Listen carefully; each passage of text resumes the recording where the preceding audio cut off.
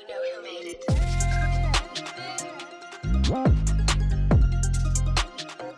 Hello and welcome to the See Me, Be Me podcast. Today we are joined by none other than Simone Roche, who's the founder and CEO of the Northern Power Women. Thanks for being on the podcast, Simone. Thanks so much. Great to join you today. And so can you tell us, Northern Power Women, what is it all about and when did you come up with the idea?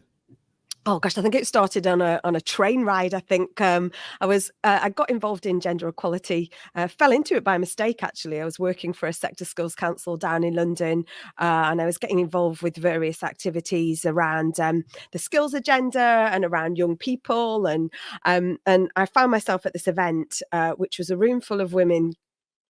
Drinking warm wine, actually, which probably that's not the most role model-y thing to talk about, but yeah, we was in a room, and it felt sort of very negative, and it was all supposed to be about encouraging more women to get at board level. And I just remember thinking, well, where are the men? Where are the great stories? Where is that inspiration? And I think in attuned to the name of your podcast, the whole "See Me, Be Me," that was kind of what stood out to me. Was, well, why aren't we seeing more people and hearing more people? And sort of my journey into gender equality sort of fell at that initial moment when I'm like, right, actually, I think we could sort of put a real positivity around amazing people in this industry. It was hospitality and retail industries, and is sort of getting involved and interfering, I suppose, in that whole campaign. And then down the line, I'd set up with a good friend of mine now, TEDx Whitehall Women, because I became passionate about giving people a platform and a stage. And then on that train journey I mentioned a few minutes ago, I found myself coming back up from London, because everything I was doing was down in London. And I thought, well, what would happen if we sort of changed where we were having these conversations around gender from? What would happen if we started to showcase and celebrate and recognise the amazing role models that we have across the fantastic north of England? And that's where it started, on a cold train journey, where I started thinking about what we could do, how we could highlight, how we could really showcase brilliant role models so that our future talent could look through and look up and believe that, dispel any myth that it was grim up north and look at the brilliant role models out there. And that's where Northern Power Women, if you like, was born, because I felt like I wanted to sort of change the landscape, the geography, and the individuals talking about gender equality. Simone, go on now. Go on, Blair. I was just going to say, were you already doing something similar down south before you started a Northern Power Women? Yeah, I was working for an organisation called Women First, and I was that was all around hospitality, leisure, travel, tourism industries, and so that was where I created because I'd sort of got involved and interfered and said, right, I think we could do something. I went out to different industries. I started building that big network community, and I thought, right, if I go outside of my community of hospitality and retail, so I reached into banking, into professional services, into leisure, into transportation, and I wanted to bring different role models from different sectors together, and almost to sort of share some of the challenges, but also the solutions. So obviously, mentoring and role models have been the core of everything that we do. But I started sort of doing that cross-sector transfer of knowledge, if you like, and knowledge exchange to help try and sort of accelerate what we're doing. And while I was running that and growing that, I created their conference, I created their mentoring program, I created a whole awards program, because I wanted that celebration and recognition, I think is so really, really, really vital. I wanted to recognize, and it was always for me about all genders as well, where are the, and all ages. So not just women at the top, but women all the way through the journeys, and the great advocates that sit around. So this is basically me going, right, I'm actually going to now take this and create something in the north of England that can help sort of recognize the brilliant individuals that we've got. So I use the power of that network that I've built over the last couple of decades to try and sort of pinpoint and gather and convene and corral amazing individuals to start storytelling really about all the different fantastic industries, individuals, organizations doing brilliant things. Can you share some of the key milestones and achievements of Northern Power Women since you got started, Simone?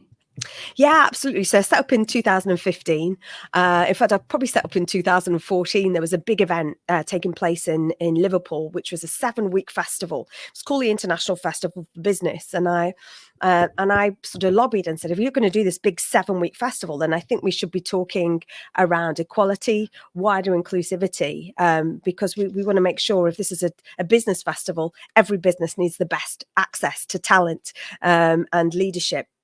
And so I created an event called Women Inspiring the Economy. I brought individuals, leaders, influencers from all over the UK and at all ages as well. I didn't just want it to be very senior people. I wanted sort of, a real sort of group and cohort of individuals to sort of share those conversations. And it was on the back of that, really, on the back of that event, that I created Northern Power Women, because I wanted to gather the different stories, and because I didn't want anyone to ever say there wasn't anything for them. So in 2015, I created the launch event, which was just over 300 people attended, an all-day conference. And it was in that event, we had sort of a youth panel. We had a panel of a 14-year-old, an 18-year-old and a 20-year-old. And that, for me, I wanted our audience, which is a real mix between third sector, corporate, entrepreneurs, to be able to, I wanted them to hear from these younger women at the start of their journeys about what they envisioned the future to be. So that sort of was a big, massive sort of launch point from us. And from that, I sort of set out a manifesto, if you like, or an agenda or an objectives of how do I gather. How do we really create this huge community of role models? How do we create this hall of role models that our future talent, our pipeline of talent, can look to as visible role models? See me, be me. How do we collect our men as agents of change? How do we work with business schools to sort of really celebrate and put really measure some of that achievement that we've been doing? And this is what we kind of did. The following year in 16, we created the awards, Northern Power Women Awards. And I did that again with that visibility of role models. It didn't start as anything small. It started big, and it is now the largest event celebrating gender equality in Europe. I think we have 440 people at the first awards with 700 nominations. We're now, hopefully in March next year, we'll be in a room of 1,000 people. And we've just had just short of 1,500 nominations for the awards, and it's been sort of every year it has sort of grown organically, and it's something I do feel like the north of England, its individuals and influencers have kind of gathered. And I suppose another key milestone was creating Northern Power Futures in 2018, which was then with a specific lens on younger people, and really hearing from our younger people and widening and broadening role models at all levels. Now, because of the work you've done down south, and then obviously setting up Northern Power Women, and trying to promote gender equality here, what do you think? Is there a major difference between gender equality down south and in terms of opportunities for women in leadership, or manager roles or board level, compared to opportunities here in the north or Greater Manchester? Is there a divide, or what are you seeing?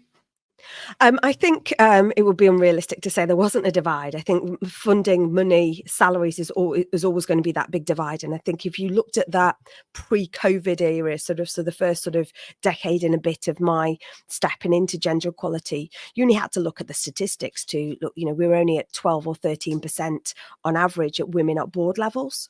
When you looked at if you looked out of London, sort of the non-London or non-Southeast core, you're talking even lesser. So you're talking about the need really for people to then having to move where the money was and where the job is. So that's where your kind of disparity has shifted, because the money and the power is sat around the capital. I think what you've seen since the pandemic is the way we transitioned very quickly into that at home working and virtual working.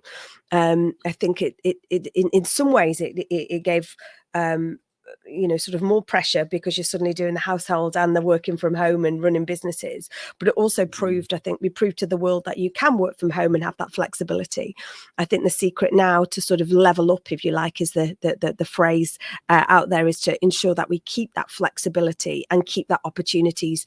And you can see some of the large organizations moving some of their HQs up north, which will then bring the opportunities. But for sure, in answer to your question, absolutely a disparity and a divide between sort of north and south, purely because of money and funding. And I know when we were sort of getting things off the ground, or I was getting things off the ground, access to funding and access to sort of partnerships, sponsorships was pretty hard to come by, because a lot of the funding or the budgets was very much anchored around where their HQs were. So I think the more that we can see that movement into out of London, then I think that's where we've got more opportunities. But it's absolutely not mission easy. And how does Northern Power Women, how do you collaborate with other organisations to further equality and inclusivity?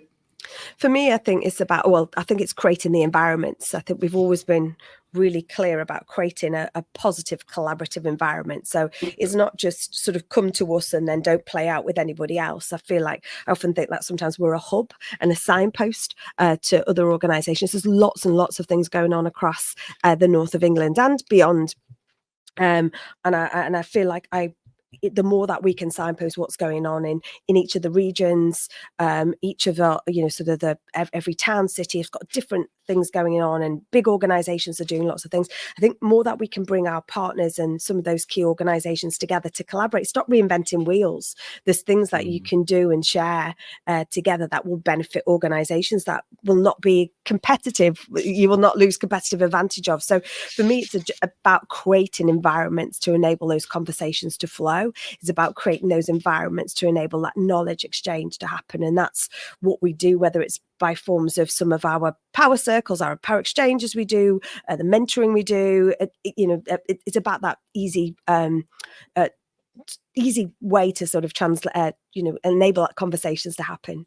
Now, I've got two questions, Simone. And the first one, I want to talk about the platform and say, what has been, if you had to say maybe one or two of best case exemplars of, people being on the platform and something great and amazing's happened, whether it's something to do with mentoring or whether it's led to a business deal, whatever. What's been one of the best examples of the We Are Power platform?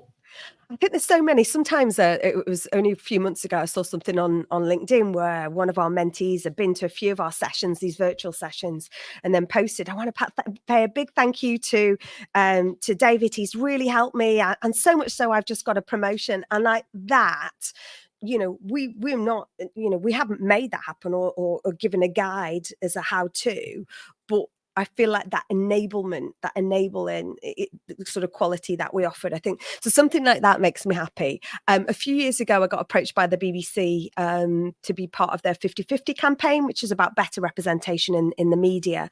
And I remember they said, how many would you like to come? Yes, I'd love to come. Could I bring some Northern Power women? They said, how many have you got? And I think at the time I'd be like 50,000. They went, okay, should we just cap it at 50? And I'm like, that's fine.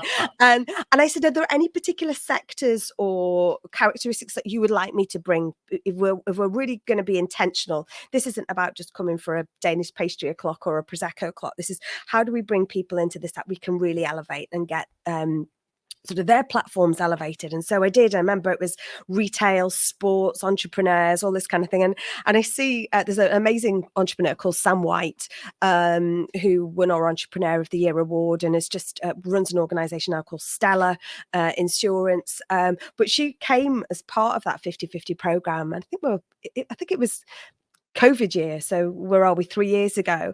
She now is about to start a pilot program on Radio 4 after being like a key contributor on in the media, whether it be on the Money program or BBC Morning Show or whatever. But she's now got our own co-presented show. And I think things like that, are they're the things that I'm like, my goodness, they're amazing. It's, I hear other things where people say, I've now got this new job. I came to one of your sessions when I was a final year graduate during COVID, no opportunity to meet anyone. And all of a sudden I'm now on this graduate program and I'm now 6 months on been promoted, and it all started with a conversation about football. So I think it's everyone is different, and I think where I get excited, I suddenly will talk to somebody and they went, oh yeah, but I met them there and we ended up going on this business deal in Boston, and I'm like, I get a bit of FOMO then. I'm like, I don't know about all these things. So I think just some of those small anecdotes to me, I think are the real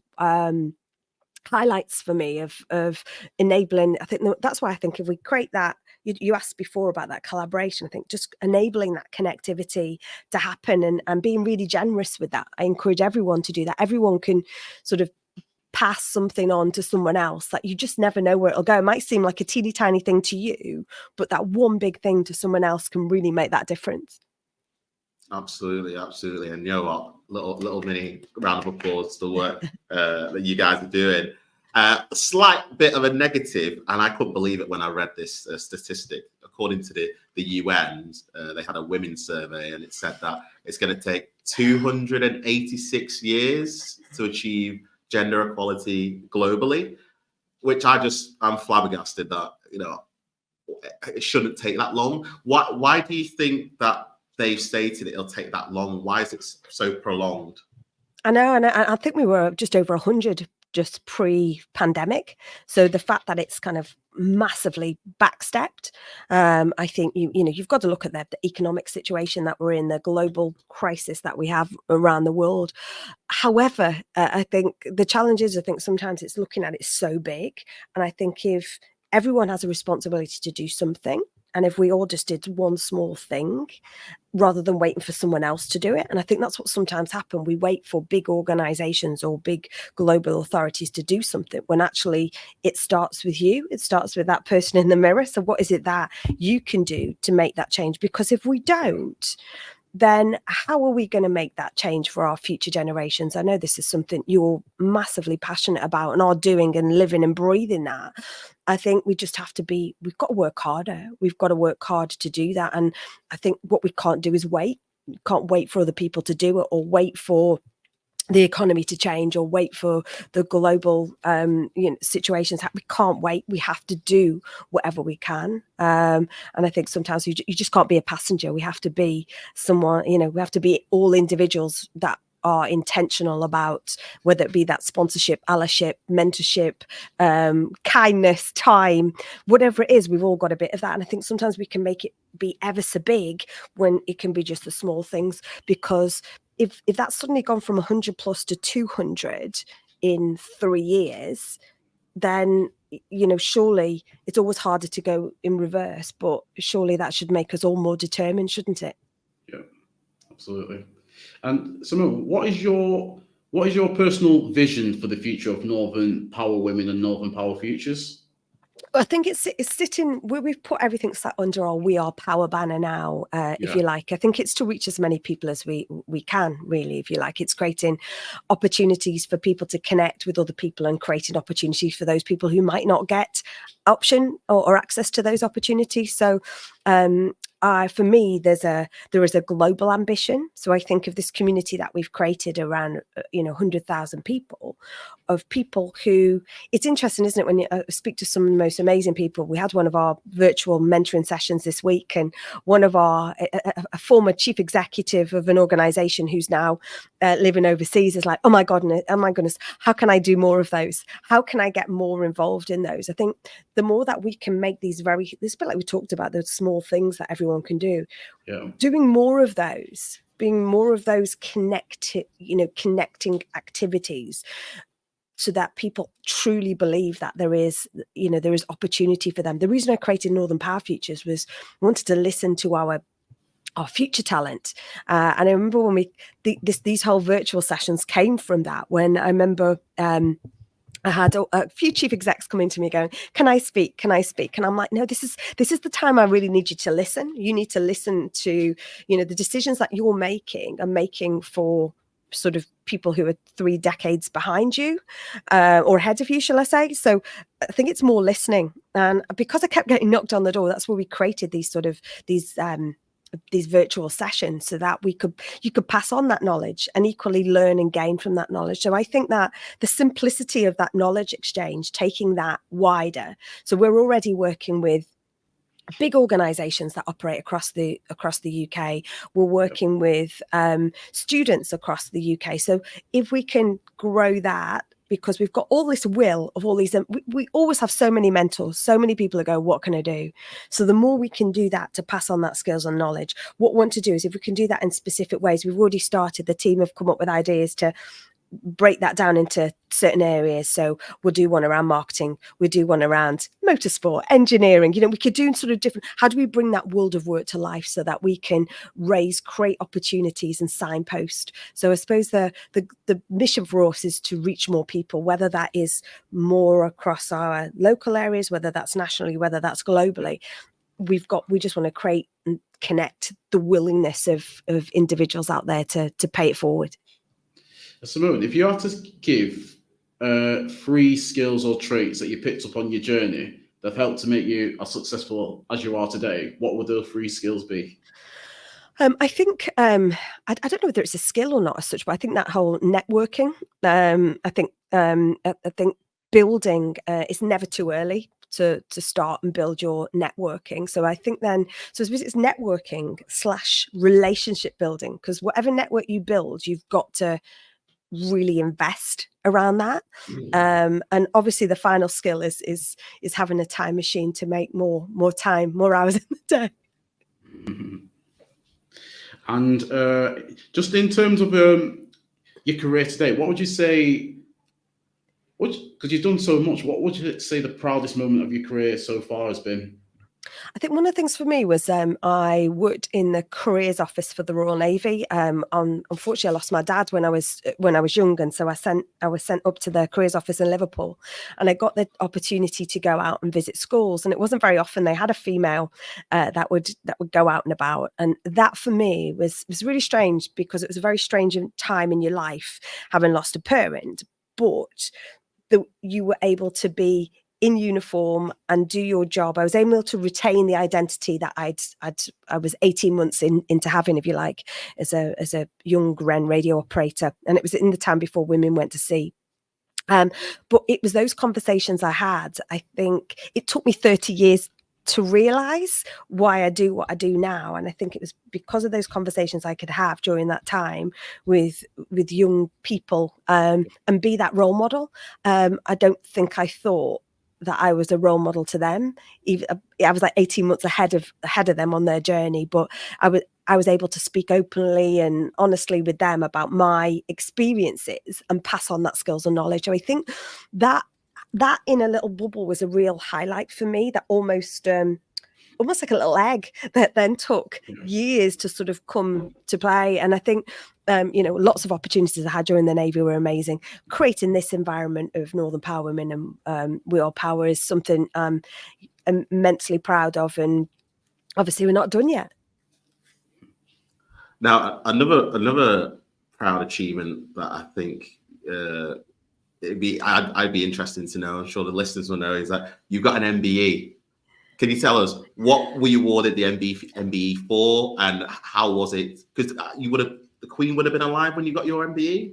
Yeah. I got a brown envelope, which I remember sitting in the car for a wee while thinking, is this a spoof? Is this and of course they tell you can't tell anybody. And I just remember sitting in the car with this brown envelope thinking, and it was, you don't know at the time. It wasn't till they announced it it's like 10:30 on a Friday night is when the embargo was lifted. And that's where it was for services to gender equality in the North. And that was amazing. There's a lot of things that you have to deal with, if you like, because all of a sudden it's about you. And what you've done is you've created a business or a distraction or a people or a community.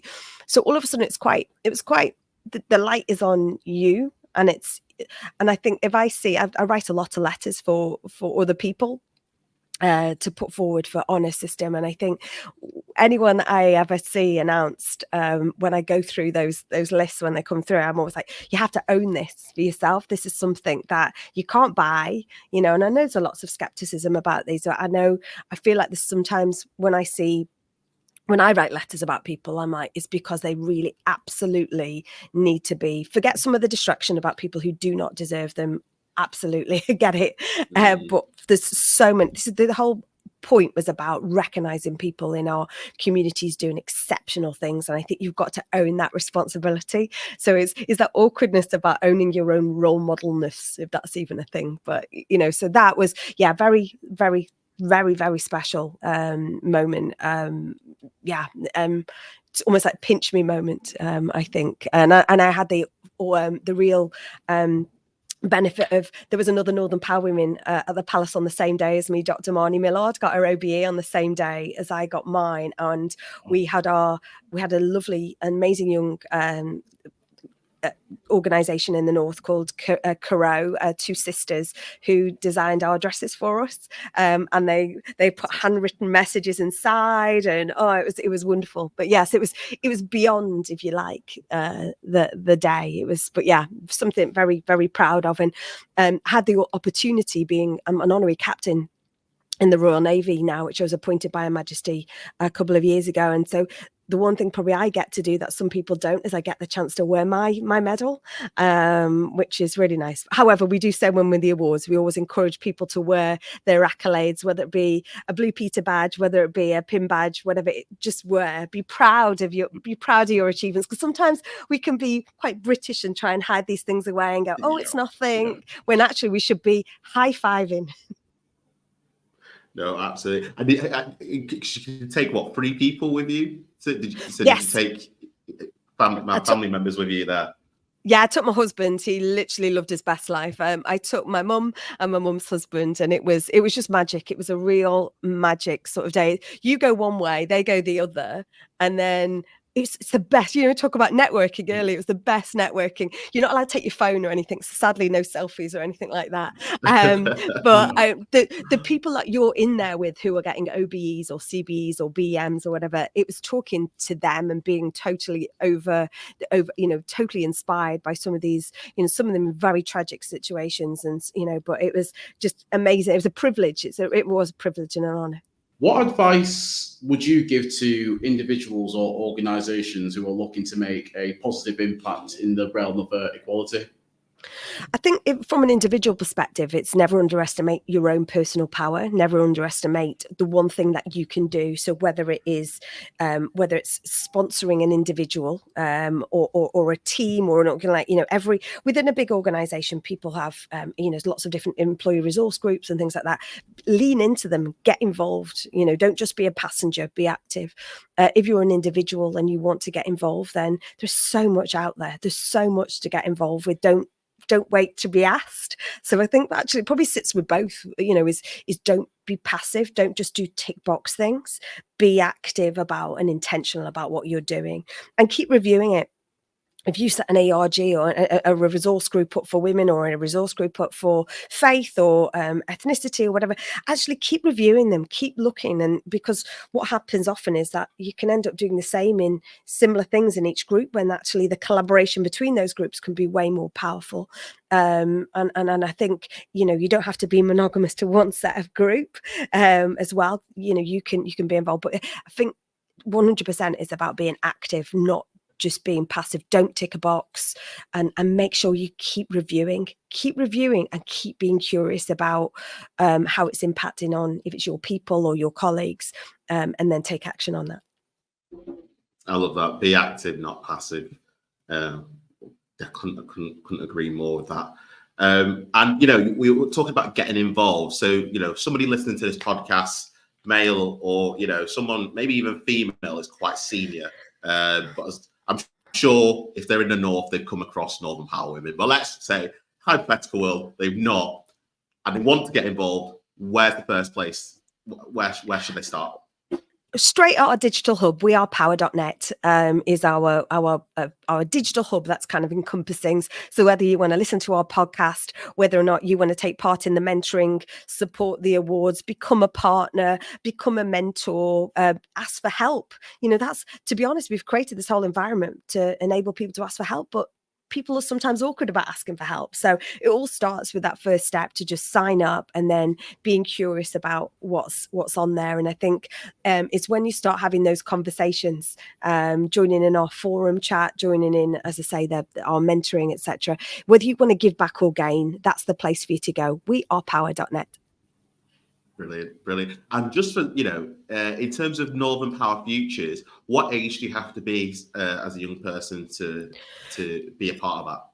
Well, on the platform, we tend to focus on pre-work adults, if you like, and upwards. So at the moment, it's whether you're in that post-school phase, and that's where we're currently at, if you like, at the moment. But we're always happy to innovate. You know who made it. Well, no, this has been an absolute fantastic episode, Simone. I really enjoyed it. I hope you have as well. And before we completely wrap it up, I just want to hand the stage over to you. This is your opportunity to plug Northern Power Women again. Where can people connect with you, social media wise? The floor is yours. Oh, thank you so much. I've loved our conversation today. It's been brilliant. Please do connect. I'm on all social medias at Simone Roche. And wearepower.net is our digital hub. We would love to get you involved. No matter whether you're an individual, an organisation, or whether you need help, please get in touch. wearepower.net.